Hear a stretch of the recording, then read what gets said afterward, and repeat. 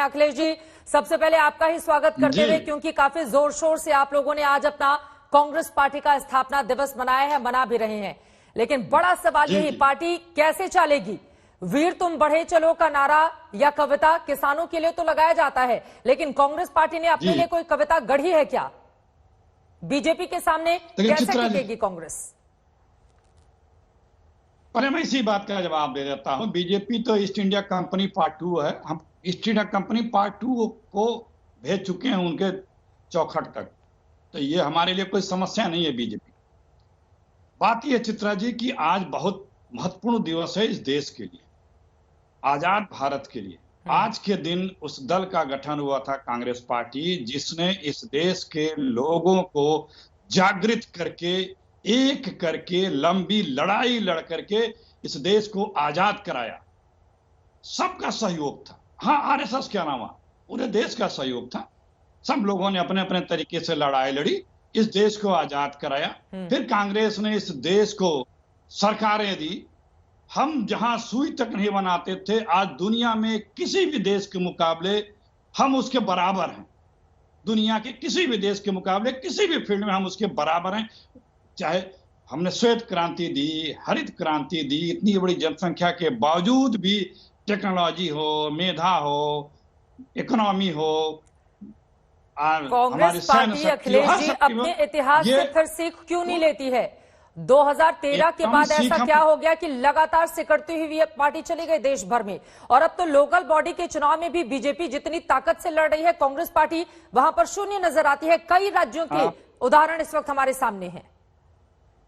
आप चिंता छोड़ दें, हम लोग लड़ेंगे, जीतेंगे, फिर आएंगे। 70 सालों तक बीजेपी तो 2, 3, 4 सीटों पर रहती थी।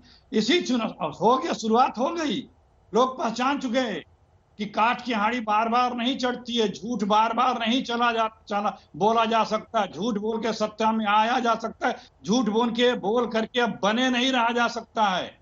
सरकार का, दिल्ली का, बीजेपी की सरकार का सबको प्रदर्शन दिख रहा है किस तरह से अहंकार और दंभ है। जनता की कोई चिंता नहीं है, सिर्फ और सिर्फ चुनाव कैसे जीते जाए इसकी हुकूमत में, जुगत में लगे रहते हैं। और हमने कभी ईमान बेच के सत्ता नहीं ली है, ठीक है। हमने अपना धर्म बेच के सत्ता नहीं ली है, समझौते करके सत्ता नहीं लिए हैं। हम अपने, हमारी नीतियां हैं, राजनीतिक, संवैधानिक हमारी जिम्मेदारियां हैं। अरे इतनी तारीफ आप कर रहे हैं, जनता को ये समझा पाने में कांग्रेस पार्टी नाकाम क्यों साबित हो रही है? मेरा पहला अहम सवाल ये है। और 2013 के बाद कोई सबक क्यों नहीं लेती है कांग्रेस? ये खुद आपके नेता बोल रहे हैं।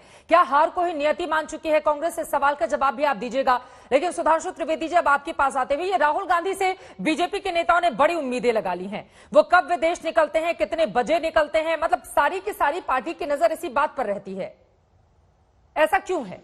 नहीं, देखिए ऐसा है कि वो जिस द्रुत गति के साथ ट्वीट करते हैं, बोलते हैं, दिखाई पड़ते हैं, तो मीडिया की नजर उन पे रहती है। हम अपनी तरफ से कहना चाहते हैं, हम राहुल गांधी के साथ कोई अन्याय नहीं करना चाहते। प्रधानमंत्री जी ने 3 दिन पहले पूछा था केरल के किसानों के बारे में कि भाई वहां एपीएमसी एक्ट क्यों नहीं है। नड्डा जी हमारे राष्ट्रीय अध्यक्ष हैं, उन्होंने परसों एक ट्वीट कर दिया था जिसमें कि वो 2015 का उनका वक्तव्य जिसमें बोलते हुए नजर आ रहे थे। उसके बाद हो सकता है राहुल गांधी जी को नानी याद आ गई हो, तो अगर उनको नानी के घर जाने की याद आ गई तो इसमें हमारे लिए कोई आपत्ति नहीं है। इटली भी वो बहुत सारे कारणों से जा सकते हैं।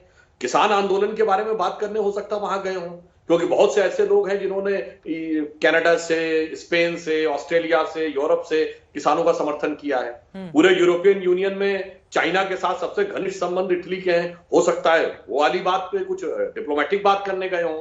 अभी कह के गए थे आखिरी वक्तव्य की देश में डेमोक्रेसी नहीं रह गई है, तो मुसोलिनी की भूमि से हो सकता है डेमोक्रेसी के बारे में शिक्षा लेने गए हों।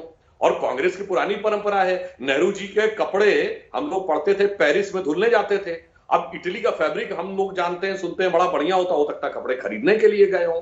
और बहुत से ऐसे लोग हैं जो विदेश में हैं और परिवार के बड़े नजदीकी हैं, जैसे ओतावियो क्वात्रोची जी का परिवार है, गाइडो हेस्के हैं, क्रिश्चियन मिशेल हैं, उनसे अहम मसलों पर तबादला ख्याल करने गए हों।